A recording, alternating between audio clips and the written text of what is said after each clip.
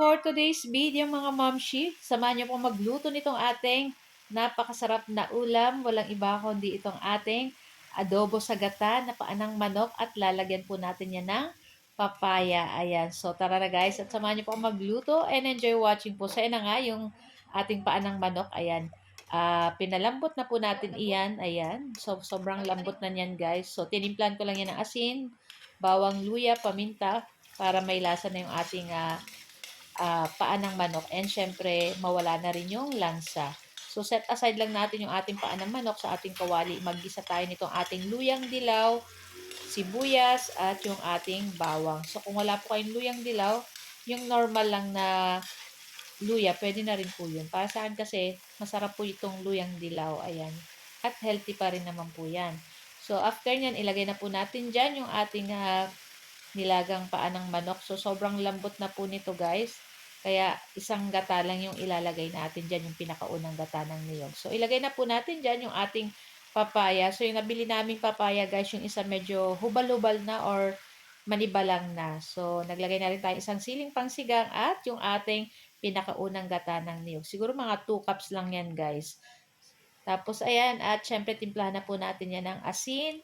At maglagay na tayo ng pamintang durog. And syempre, maglalagay po tayo ng suka. So, yung ating suka dyan, guys, ay suka ng niyog. Kaya, napakasarap at napakabango. And, naglagay lang tayong konting sugar dyan para pang-balance lang dito sa ating niluluto. Ayan, ako guys, napakasarap nito. Hindi lang to guys pang ulam. Pwede rin to guys pampulutan kung kayo'y nagiinom. Charot. So, napakasarap at yung ating papaya nito, napakasarap nito guys. So, ayan na nga at lulutuin lang po natin dyan yung ating mga papaya at yung ating chicken feet dyan ay luto na. So, maglalagay lang po tayo dyan ng pampalasa pa ng, nakalimutan ko kanina maglagay ng chicken cube. 1 chicken cube yung ating nilagay. Ayan, kasi medyo matabang pa guys. Kaya naglagay na tayo niyan. So, ayan. Halu-haluin lang po natin iyan at hintayin natin ang maluto yung ating papaya dyan. So, napakasarap nito guys at talagang kahit bahaw na kanin ay perfect na perfect to guys. Ang sabaw nito, sabaw pa lang, ulam na. Yung sarsa pa lang nito, sauce, ayan.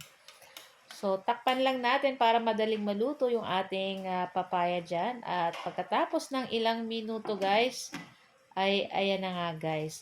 So, nakita nyo ba yan? Nako, pag ganitong ulam, nako, hindi kayo makakapag-diet. So, ako pig para papak ko na habang pinapapa ko na siya guys. Kasi hindi ko mapigilan kasi ang sarap talaga niyan. Sarap talaga. So, sa sobrang lambot niya, pag kinain mo siya, naiiwan na lang yung buto. Kusa ng umaano yung buto niya. Humihiwalay. So guys, ayan, ito lang po ang ating video today. At kung di nyo pa natatry yung ganitong luto, itry nyo na guys. At super yummy. So guys, ayan, thank you guys for watching. At see you our next video. Tara na at kainan na. Happy time everyone. Ciao. Bye.